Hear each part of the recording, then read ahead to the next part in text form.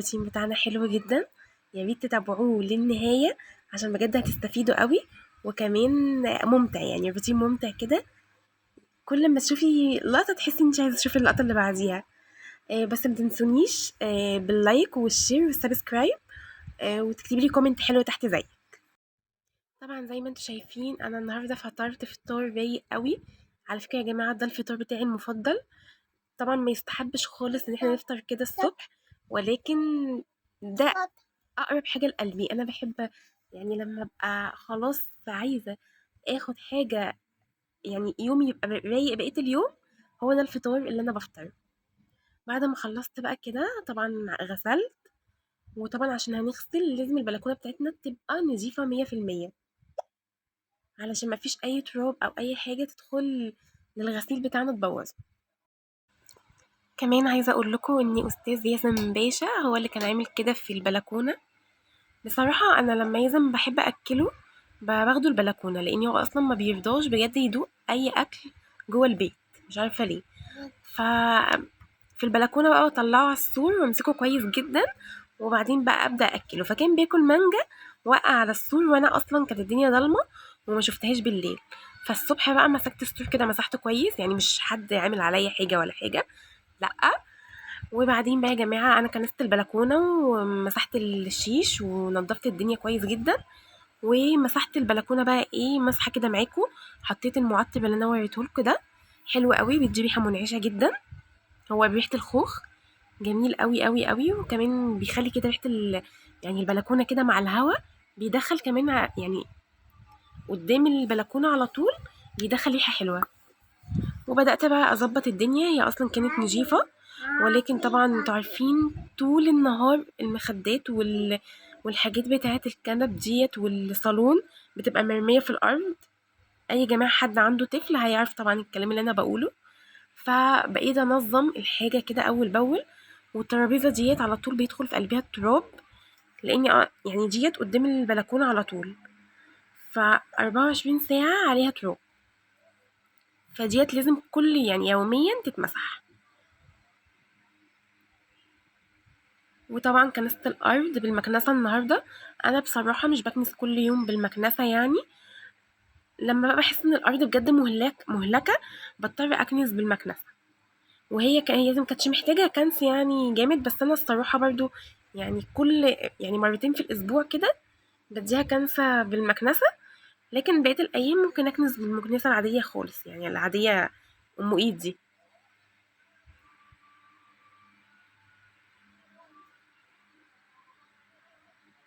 عايزة أقول لكم كمان إن أنا يوم الخميس ده باحب أوي، أوي، أوي أكنس الدنيا، يعني يازن ينام وأنا أبدأ بقى أكنس الدنيا وأروّق يعني زي ما أنتم شايفين كده أعمل نفس الروتين ده اللي أنا باعمله معاكم دلوقتي، وأمسح الدنيا وأمسح كل الأتربة وكل حاجة، بحيث إن أنا يصحى عليَّ الجمعة يا دوبك أبخّر الشقة كده وأعمل بقى إيه معاكم الفطار وأعمل معاكم الغدا، بيبقى يوم إيه لطيف، يعني أعمل معاكم إيه حاجات بسيطة. أنا يا جماعة الغدا النهارده عملت بقى مكرونة بشاميل، والطريقة دي حلوة أوي، أوي، أوي. بس عايزة أقول لكم حاجة في البشاميل. بصوا أنا دلوقتي حطيت زبدة مع زيت، تمام. طبعا لو سمنة فلاحي هتبقى أجمد. بحط الدقيق يا جماعة، الدقيق أنا هنا بزود زبدة ليه؟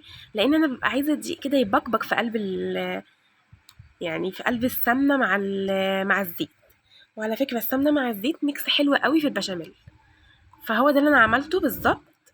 فانتوا من الأول كده حطوا 3 معالق دقيق أو 3 معالق ونص دقيق مليانين كبار، عليهم معلقتين كبار من السمنة الفلاحي ومعلقتين حلوين كده من الزيت، دول للتر لبن.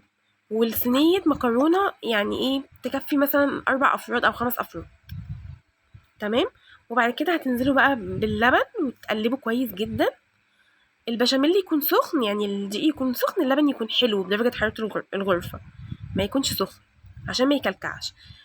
تقدروا بقى تضيفوا يا جماعة ايه بقى، جبنة كيري، دي بتدي طعم مثلثات او كيري كده بتدي طعم وهمي، وكمان جبنة موتزاريلا في قلب البشاميل بتخليها جوسي وبتديها مطة حلوة قوي، تمام. اللحمة بقى عصجوها زي ما انتوا تحبوا. انا حطيت هنا البصلة، في ناس بتحط اللحمة الاول وبعد كده تحط البصل، لا انا حطيت البصلة الاول تاخد لون اصفر، وبعد كده بنزل باللحمه. ويا ريت بقى يا جماعه طبعا بنحط كل البهارات بتاعتنا او التوابل بتاعتنا زي ما تحبي.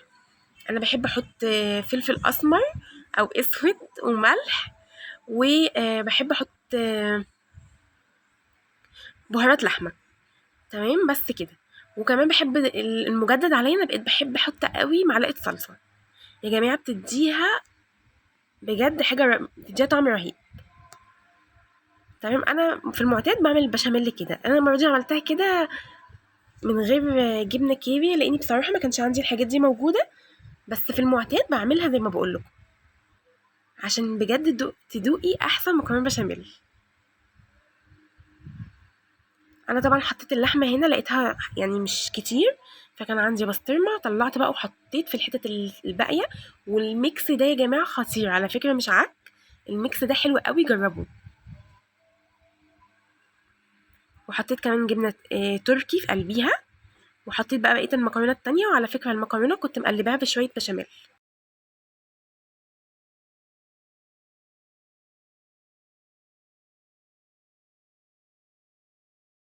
عايزه اقول لكم يا جماعه ان انا بحط لتر من اللبن عليهم كوبايه اللي هي بتاعت الشاي دي ميه من سلق المكرونه، الاتنين مع بعض.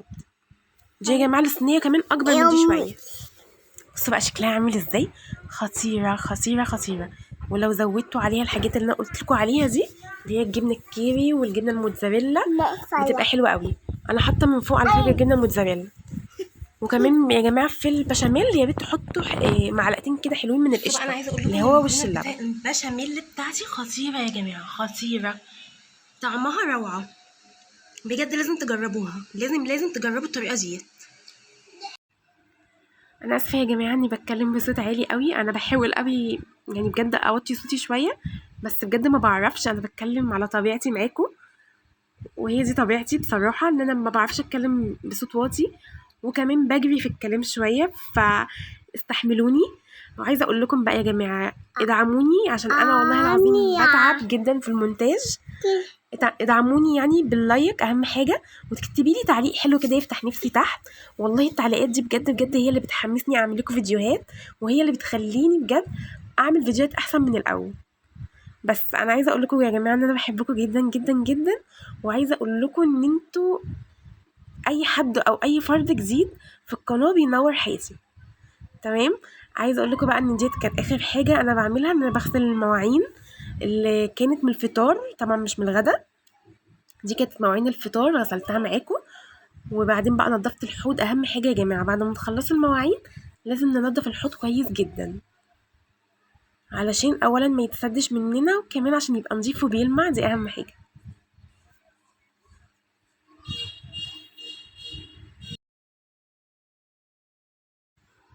بس وهنا كانت نهايه الفيديو. عايزه اقول لكم دمتم سالمين، واستنوا فيديو جديد من فيديوهاتي، ويا رب تشجعوني بقى. باي باي.